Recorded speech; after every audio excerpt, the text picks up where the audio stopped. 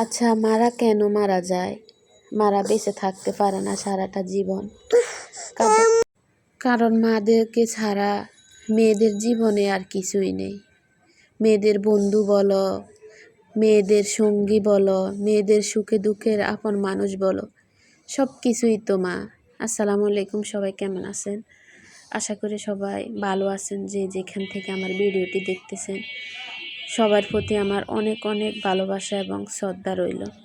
তো সকালে বাজারে গেছিলাম, আজকে চিংড়ি মাছ দিয়ে লতি দিয়ে রান্না করব।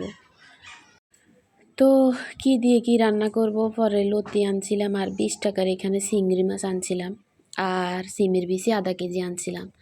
আসলে এমন একটা অবস্থা হয়েছে, আপনাদের ভাইয়া আজকে 2 মাস মানে বেতন দিতেছে না, ওদের কোম্পানিতে নাকি কি সমস্যা। একটা যারা মাসিক বেতনে ইনকাম করে আসলে তাদের যে কত কষ্ট, মানে বেতন যদি সময় মতো না দেয়, সেটা আসলে যাদের বেতন মাসিক বেতনে কাজ করে তারাই জানে।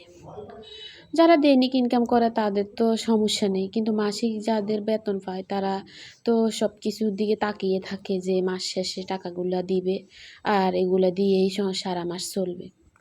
তো আমি লতিগুলো কেটে নিয়েছি, কেটে ধুয়ে আমি ভালো করে পরিষ্কার করে এখন এগুলো একটু মানে ভাপ দিয়ে নিতেছি আর কি। কারণ হলো কি, মানে আমি দেখতেছি মনে হয় যে লতিগুলো একটু মানে গলায় ধরবে। তো এর জন্য যদি দেশি হতো তাহলে আমি সিদ্ধ করতাম না। তো এখানে আমি চিংড়ি মাছগুলো ধুয়ে পরিষ্কার করে নিয়েছি আর টমেটো নিছি। তো এখানে আমি কড়াইতে তেল দিয়ে পেঁয়াজ রসুন পেঁয়াজ আর কাঁচামরিচ দিয়ে মানে এগুলোকে আমি ভালো করে ভেজে নিব। ভেজে নিতে গেছি, পরে দেখতেছি যে চিংড়ি মাছগুলো দিয়ে দিই তাহলে মানে স্বাদটা একটু বেশি হবে। তো পরে আমি মাছগুলো দিয়ে ভেজে নিতেছি, কিছুক্ষণ ভেজে নিব, একটু ব্রাউন কালার আসলে তারপর আমি এখানে পেঁয়াজগুলো দিয়ে দিচ্ছি, আদা রসুন দিয়ে দিছি। আসলে আদা রসুন একটু বেশি দিয়েছিলাম, কারণ এখানে তো ওই যে লতি রান্না করব এর জন্য আর কি। তো মানে আদা রসুন একটু যদি কম দিই তাহলে হয় কি, মানে এমনিতে তো সমস্যা, লতি গলায় ধরে, তো এর জন্য। তো এগুলো দিয়ে আমি ভালো করে ভেজে নিয়েছিলাম, প্রায় 3-4 মিনিটের মতন ভেজেছি। ভেজে নেওয়ার পরে আমি এখানে জল দিয়ে দিছি, জল একটু বেশি দিয়েছি। আর এখানে আমি স্বাদ মতো লবণ দিয়ে দিছি আর হলুদ এবং মরিচের গুঁড়া দিয়ে দিছি। আসলে মরিচের গুঁড়া কমাই দিয়েছিলাম, 2 চামচ দিছি, আর হলুদের গুঁড়াও 2 চামচ দিছি, কারণ আপনাদের ভাইয়া একটু হলুদ হলুদ পছন্দ করে আর কি। তো এদিকে আমি লতিগুলো তো সিদ্ধ করে রেখে দিছি, এখন লতিগুলো দিয়ে দিব আর কি। এগুলো ভালো করে আমি কষিয়ে নিয়েছি, প্রায় 5-6 মিনিটের মতো কষিয়ে নিয়ে এখন আমি লতিগুলো দিয়ে দিচ্ছি। লতিগুলো দিয়ে আমি ভালো করে নেড়ে ছেড়ে নেব।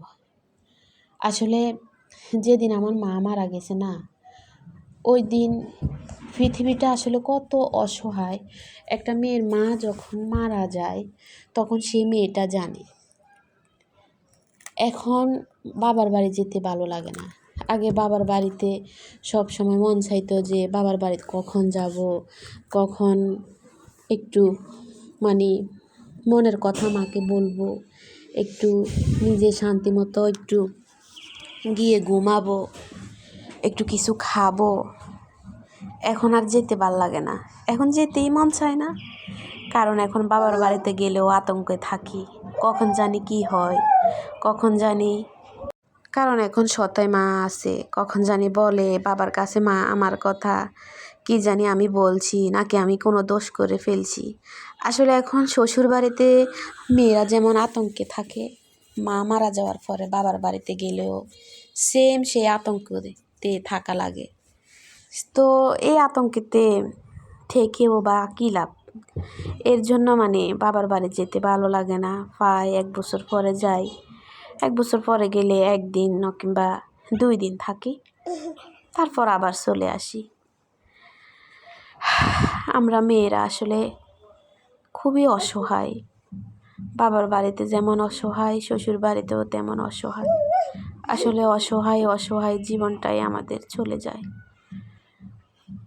তো কথা বলতে বলতে আসলে আমার রান্নাটা হয়ে গেছে। চিংড়ি মাছ দিয়ে লতি রান্না করছি, খুবই মজা হয়েছে। তো সন্ধ্যাবেলা আমার মেয়ের জন্য একটা ডিম হাফ বল করছিলাম। আসলে আমার মেয়েটা কোনো কিছুই খেতে চায় না, তো দেখতেছি যে ও খায় কি না। এখন ও আমাকে মানে হাত দিয়ে দুধ সরাই দেয়, আমি মোবাইল কেন ভিডিও করতেছি। আর এখানে ওই যে কালকে রাত্রে আমি কুমড়া ভাজি করছিলাম, ওটা আপনাদের সাথে শেয়ার করা হয় নাই। তো কুমড়ার মানে বিচিগুলো আমার খেতে খুবই ভালো লাগে, এর জন্য বেজে নিছি। আবার পিঠা বানাইছিলাম। তো পিঠাগুলো আলহামদুলিল্লাহ অনেক সুন্দর এবং খুবই মজাদার হয়েছে। আপনাদের ভাইয়া বলতেছে যে পিঠাগুলো অনেক ভালো হয়েছে আজকে। আমি বলতেছি তো ভালো হওয়ার জন্যই তো বানাইছি, আসলে পিঠাগুলো খুবই ভালো হয়েছে। এই আর কি। তো সবাই ভালো থাকবেন, সুস্থ থাকবেন, আর আমার জন্য